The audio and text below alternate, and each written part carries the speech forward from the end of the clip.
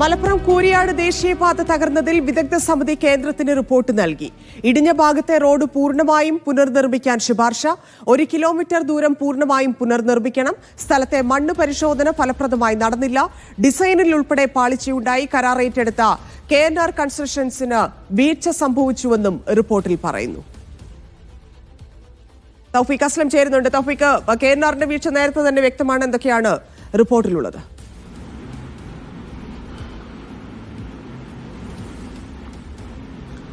അതിനെ വിദഗ്ധ സമിതിയുടെ റിപ്പോർട്ടാണ് ഇപ്പോൾ കേന്ദ്ര സർക്കാരിന് കൈമാറിയിരിക്കുന്നത്. നിരവധി കാര്യങ്ങൾ ഈ റിപ്പോർട്ടിൽ പറയുന്നുണ്ട്. അതിന്റെ ആദ്യഘട്ടത്തിൽ നമ്മൾ പങ്കുവെക്കേണ്ടത് ഈ നിർമ്മാണ കമ്പനിക്ക് ഈ ദേശീയപാതയുമായി ബന്ധപ്പെട്ട് വലിയ രീതിയിലുള്ള വീഴ്ചയുണ്ടായതായി ഈ റിപ്പോർട്ടിൽ ചൂണ്ടിക്കാട്ടുന്നുണ്ട്. ഇതിന്റെ ഡിസൈനിൽ ഉൾപ്പെടെ പലതരത്തിലുള്ള പാളിച്ചകൾ ഉണ്ടായി. അത് ഈ റോഡ് തകർച്ചയ്ക്ക് കാരണമായി എന്നുള്ളൊരു പ്രധാനപ്പെട്ട ഒരു കാര്യമാണ് ഈ റിപ്പോർട്ടിൽ ചൂണ്ടിക്കാട്ടുന്നത്. ഇടിഞ്ഞ ഭാഗം പൂർണ്ണമായും പുനർനിർമ്മിക്കണമെന്ന ഒരു ശുപാർശ ഇപ്പോൾ കേന്ദ്രത്തിന് നൽകിയ ഈ വിദഗ്ധ സമിതിയുടെ റിപ്പോർട്ടിൽ ആവശ്യപ്പെടുകയും ചെയ്യുന്നുണ്ട്. 1 കിലോമീറ്റർ പൂർണ്ണമായും റോഡ് പുനർനിർമ്മിക്കണം. അത്തരമൊരു സാഹചര്യമാണ് നിലവിലുള്ളത്. അല്ലെങ്കിൽ അതിനിയും സമാനമായ രീതിയിലേക്കുള്ള അപകടങ്ങൾ അല്ലെങ്കിൽ ഇത്തരത്തിലുള്ള പാളിച്ചകൾ, ഇത്തരത്തിലുള്ള തകർച്ചകൾ ഉണ്ടാകുമെന്ന് കൂടി ഈ റിപ്പോർട്ടിൽ ചൂണ്ടിക്കാണിക്കുന്നുണ്ട്. മറ്റൊരു പ്രധാനപ്പെട്ട കാര്യം, മണ്ണ് പരിശോധന ഫലപ്രദമായി ഈ പ്രദേശത്ത് നടന്നില്ല. കൂരിയാട് മണ്ണ് പരിശോധന നടത്തുന്നതിൽ വലിയ രീതിയിലുള്ള വീഴ്ചകൾ ഈ നിർമ്മാണ കമ്പനിക്ക് ഉൾപ്പെടെ ഉണ്ടായതായിട്ട് കൂടി വിദഗ്ധ സമിതിയുടെ റിപ്പോർട്ടിൽ പറയുന്നുണ്ട്. ഒപ്പം ഈ നെൽപ്പാടങ്ങളിലെ പരിശോധന കൂടി നടക്കേണ്ടതായിരുന്നു. അത്തരമൊരു പരിശോധന ആ പ്രദേശത്ത് നടന്നില്ല. മണ്ണ് പരിശോധനയിൽ വീഴ്ചയുണ്ടായി. ഒപ്പം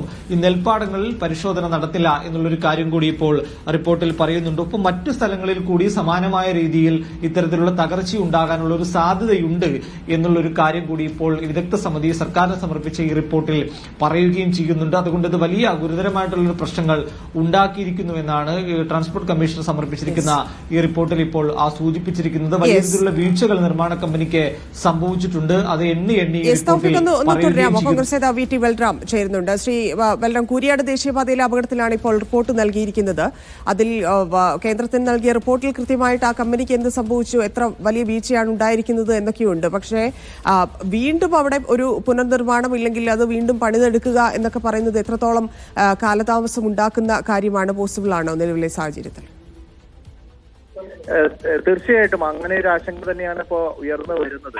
കാരണം പൂർണ്ണമായിട്ട് അത് പുനർനിർമ്മിക്കണം എന്നുള്ള കാര്യത്തിൽ യാതൊരു സംശയവുമില്ല. അത്രത്തോളം അപകടസ്ഥിതിയിലാണ്. ഇന്നും അവിടെ കൂടുതൽ ഭാഗങ്ങൾ ഇടിഞ്ഞു വീഴുന്നു എന്നുള്ള വാർത്തകളാണല്ലോ പുറത്തു വന്നുകൊണ്ടിരിക്കുന്നത്.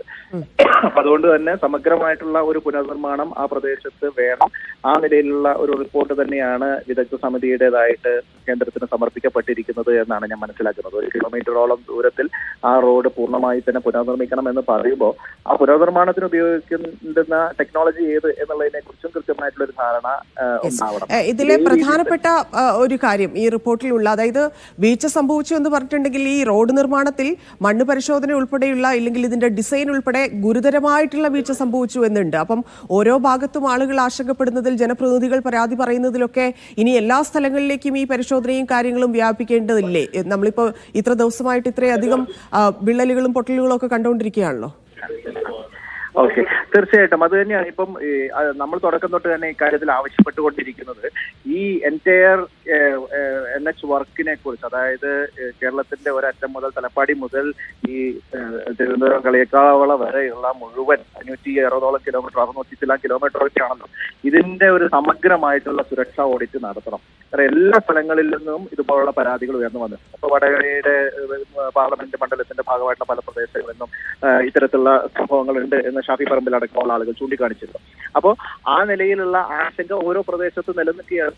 എല്ലായിടത്തും നമുക്കൊക്കെ ഒരു റോഡ് കണ്ടാൽ, അതായത് നിർമ്മാണ പ്രവർത്തനം കണ്ടാൽ നമ്മുടെ ഒരു കോമൺ സെൻസ്, നമ്മളൊന്നും എഞ്ചിനീയറിംഗ് വിദഗ്ധർ അല്ലെങ്കിൽ പോലും അതിന് സാധാരണക്കാർക്കൊരു അവരുടെ ഒരു സാമാന്യ ബുദ്ധിയിൽ തോന്നുന്ന കുറെ കാര്യങ്ങളുണ്ടല്ലോ. ഇതിങ്ങനെയല്ലല്ലോ ചെയ്യേണ്ടത്, ഇവിടെ ഇങ്ങനെയല്ലല്ലോ, കുറച്ചുകൂടി വേറെ രീതിയിൽ ചെയ്യാമായിരുന്നല്ലോ എന്നൊക്കെയുള്ള അഭിപ്രായങ്ങൾ തോന്നുന്ന തരത്തിലാണ് പല സ്ഥലങ്ങളിലും നിർമ്മാണ പ്രവർത്തനം നടക്കുന്നത്. ഇപ്പൊ എർത്ത് കട്ടിങ് നടക്കുന്ന സ്ഥലങ്ങളിൽ വലിയ ക്ലിഫായിട്ടാണ് നിൽക്കുന്നത്. അത് ചെമ്മണ്ണാണ്. അത് ഇടിഞ്ഞു വീഴും എന്നുള്ള കാര്യത്തിൽ യാതൊരു സംശയമില്ല. അപ്പൊ അതിന് വേണ്ട സ്ലോപ്പ് ഒന്നും കൊടുത്തിട്ടില്ല. അത് വളരെ സ്റ്റീപ്പായിട്ടുള്ള കട്ടിങ് ആയിട്ട് വരുന്നു. പിന്നീട് അത് സോയിൽ നെയിലിംഗ് എന്നൊക്കെ പറഞ്ഞുകൊണ്ട് ഇതിലേക്ക് കമ്പി കുത്തിക്കയറ്റി അവിടെ ഗ്രൗട്ടും സിമെന്റും ഒക്കെ വെച്ചുകൊണ്ടുള്ള ഒരു പ്രവൃത്തി ചെയ്യുന്നു. ഇതൊക്കെ താൽക്കാലിക അടിസ്ഥാനത്തിൽ നിൽക്കും, അല്ലെങ്കിൽ വലിയ വെള്ളക്കെട്ടോ അല്ലെങ്കിൽ ആ നിലയിലുള്ള നീരൊഴുക്കോ ഇല്ലാത്ത സ്ഥലങ്ങളിൽ പക്ഷേ ഉത്തരേന്ത്യയിലെ പല സ്ഥലങ്ങളിലും നിലനിൽക്കുമായിരിക്കും. പക്ഷെ കേരളത്തിൽ ഇത്രയധികം ഇതുള്ളപ്പോ, പ്രത്യേകിച്ചും ഈ ലാറ്ററൈറ്റ് സോയിൽ എന്നൊക്കെ പറയുന്നത് ഒരുപാട് വാട്ടർ അബ്സോർബിംഗ് ആയതുകൊണ്ട് അത് തള്ളിപ്പോവാനുള്ള സാധ്യതയുണ്ട് എന്നുള്ളത് തന്നെയാണ് നമ്മുടെയൊക്കെ സാമാന്യ ബോധം. അപ്പോൾ ആ നിലയിലുള്ള നിർമ്മാണ പ്രവർത്തനങ്ങളാണ് പലയിടങ്ങളിലും നടന്നിട്ടുള്ളത്. അപ്പൊ അതുകൊണ്ടാണ് ഇതിനെക്കുറിച്ചുള്ള ആശങ്കകൾ ഒരു സ്ഥലത്ത് മാത്രം ഒതുങ്ങി നിൽക്കാതെ വരുന്നത്. എല്ലാ സ്ഥലങ്ങളിൽ നിന്നും ഇതുപോലുള്ള പരാതികൾ വരുന്നത്. ആ പരാതികളൊക്കെ ഈ പറയുന്ന അധികാരികൾക്ക് മുമ്പിൽ ഇതിന്റെ തുടക്കം തൊട്ട് തന്നെ ഉന്നയിക്കപ്പെട്ടിരുന്നു എന്നുള്ളതാണ്. അവിടെയാണ് ഇവരുടെ വീഴ്ച അല്ലെങ്കിൽ കുറ്റകരമായിട്ടുള്ള അനാസ്ഥ എന്ന് നമുക്ക് പറയേണ്ടതായിട്ട് വരുന്നത്. ഇതൊക്കെ ചൂണ്ടിക്കാണിക്കപ്പെട്ടിട്ടും അതൊക്കെ ശരിയാവും, അതൊക്കെ ഞങ്ങളുടെ രീതികൾ ഇങ്ങനെയൊക്കെയാണ് എന്ന് പറയുന്ന തരത്തിലുള്ള അങ്ങേയറ്റം ജനാധിപത്യ വിരുദ്ധമായിട്ടുള്ള ഒരു സമീപനമായിരുന്നു ഇവർ സ്വീകരിച്ചിരുന്നത് എന്നുള്ളതാണ് ഇവർക്കെതിരായിട്ട് ഉയർന്ന ആക്ഷേപം. അപ്പൊ വീഴ്ച വന്നിട്ടുണ്ട് എന്ന് പറയുമ്പോൾ ഒരു പ്രദേശത്ത് ഏതെങ്കിലും സോയിൽ ടെസ്റ്റ് നടത്തിയില്ല എന്നുള്ള കാര്യത്തിലുള്ള ഒരു പ്രദേശത്തെ മാത്രമായിരിക്കും അതിന്റെ ചുമതലക്കാരായിട്ട് കുറച്ച് ഉദ്യോഗസ്ഥന്മാരെ മാത്രമായിട്ടുള്ള ഒരു വീഴ്ചയായിട്ടല്ല നമുക്ക് കാണേണ്ടത്. വന്നിട്ടുള്ള വീഴ്ചകളുണ്ട്. അതാണ് വലിയ പാളിച്ച ഉണ്ടായി എന്നുള്ളത്. വളരെ നന്ദി ശ്രീ വി ടി ബൽറാം പ്രതികരിച്ചതിന്.